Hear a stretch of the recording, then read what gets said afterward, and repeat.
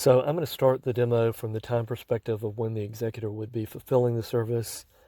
At this point in time, they've already received a welcome email with login credentials and information directing them to the site that you see here. They would come to the site, they would log in with their credentials. The first thing they're going to be asked is to enter information about themselves, the executor. So they would enter their name, their address, their email, their telephone number, and their relationship to the deceased. They'd then click Next. They're then going to be asked to enter information about the deceased, including the deceased name, the date of birth, the driver's license state where the driver's license was issued. And basically, we're taking that information and creating a notification to the DMV to shut down that driver's license. The address where the deceased lived, and if they lived there less than 2 years, the previous address. If you'll notice, we don't ask for any sensitive PII information. We built our system specifically to avoid capturing any PII, as we didn't want to be the source of any sort of breach, when in actuality that's what we're trying to protect them against in the first place. They then click Next. They're asked to enter information on the sites that may have been held by the deceased or organizations that they would have had a relationship with, including social media sites, the email service provider, any credit cards that would have been issued in the name of the deceased. And then here in the gray box, we automatically create notifications to the credit bureaus, the direct marketing organizations, and the government entities, including the DMV. They then click Next. It brings them to this screen where they can opt in or opt out for additional services.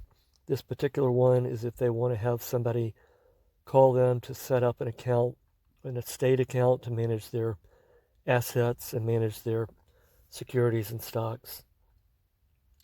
They then click Next. They review the terms and conditions. They have a chance to edit if they want to. They click Submit. And it brings them to the results screen.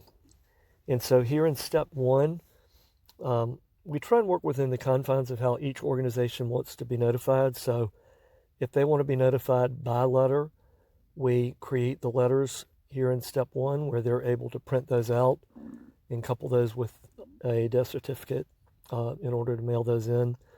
Later in step four, you'll see the links that for those organizations that want to be notified by their online URL links. Rather than show those to you here, I'm going to show you in duplicate. We send an email. So we produce the results in two different places on the last screen that you just saw, but we also send an instantaneous email to the executor with everything that they need, same steps. So here in step one, just to show you guys an example, I'm going to download these.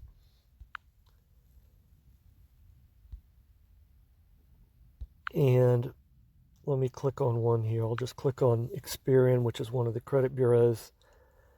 And so these are the letters that we're producing. So basically we're taking the information that they input into the system, and we're creating a customized letter specific to them and the deceased for each organization. So that's Experian. Here's one to the DMV, for example.